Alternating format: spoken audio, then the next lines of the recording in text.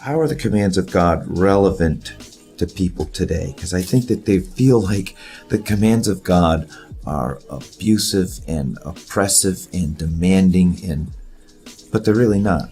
You know, Steve, when we think of commands, we always think of restriction. We always think of hindrance. We always think of the elimination of freedom. G.K. Chesterton put it in these words. He said, whenever you remove any fence, always pause long enough to ask why it was put there in the first place. There's an amazing verse in the book of Psalms which says that to all perfection there's a limit, but the laws of the Lord are boundless. I would have thought it would say the opposite. You'd have think to all laws there's a limit, but perfection is boundless. But it says the opposite. And the reason I think it says that the laws of the Lord are boundless is because it gives us purpose.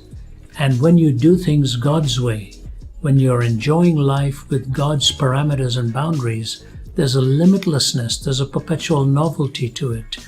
What have we found out in the world of economics?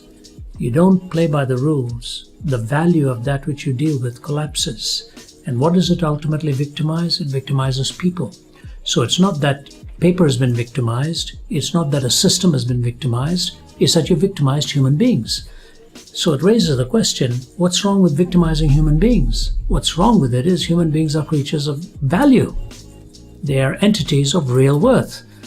How can they be entities of real worth unless they are the creation of God and not just the random product of time plus matter plus chance? So the more you talk ethics or its violation, the more one talks of doing things with boundaries and with parameters, the more one is subtly assuming human worth. And the only way to assume human worth is not from naturalism, not from any other worldview except the Judeo-Christian worldview, which tells us we are created in the image of God, which means we had better not violate each other or offend each other. Otherwise, you end up violating the purpose of life. You know, and that's why I think David said, I delight in your law, because he could see that side of it. It's not something to see as a restriction. It's something to say there's something deep here, and perhaps I don't understand it. No, it is true, but you take marriage. If marriage is not done on terms of fidelity, in terms of trust, in terms of dependability, marriage is plundered. You will never find the true fulfillment of what it means, the total commitment of two people to each other, to the point of recognizing supreme value to your relationship.